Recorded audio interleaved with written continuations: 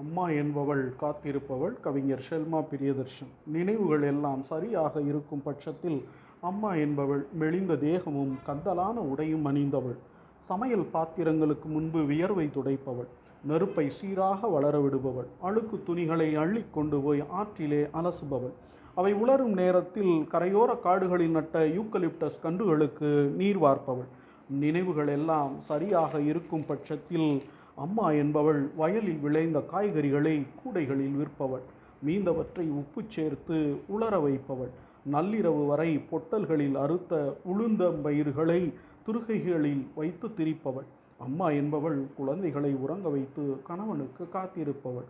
3ஆம் ஜாமத்தில் பணிவிடைகள் போல் சிலவற்றை தன் கணவனுக்கு செய்ததை பிள்ளைகள் அறிந்த பின்பும் வெட்கமற்று அதிகாலையில் உலர வைத்த தானியங்களின் மேல் உலக்கை குத்துபவள். நினைவுகள் எல்லாம் சரியாக இருக்கும் பட்சத்தில் வறுத்த கம்பு மாவரைத்து உலர்ந்த ஈசல்களில் கருப்பட்டி தூவி கலந்து தருபவள். உமிகள் கட்டிய துணியை சூடாக்கி ஒத்தடம் தருபவள். அம்மா என்பவள் பணியாரம் சுட்டவள்.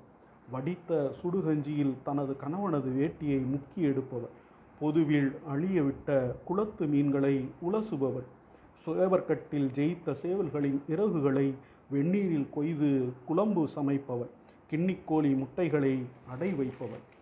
தன் மகள் ருதுவான நாட்களில் கால்களை கட்டிக்கொண்டு அழுதவள்.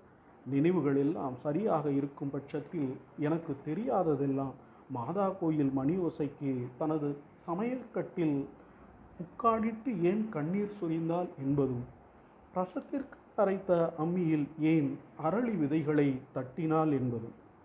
எனது சந்தேகம் எல்லாம் கஞ்சியிலிட்ட விரைத்த ஆடைகள், பொதுவில் அழியவிட்ட மீன்கள் மற்றும் உடல் முறுக்கி பட்டை கலற்றும் அந்த யூக்கலிப்டஸ் மரங்களின் மீதும் தான். கவிஞர் ஷெல்மா பிரியதர்ஷன்.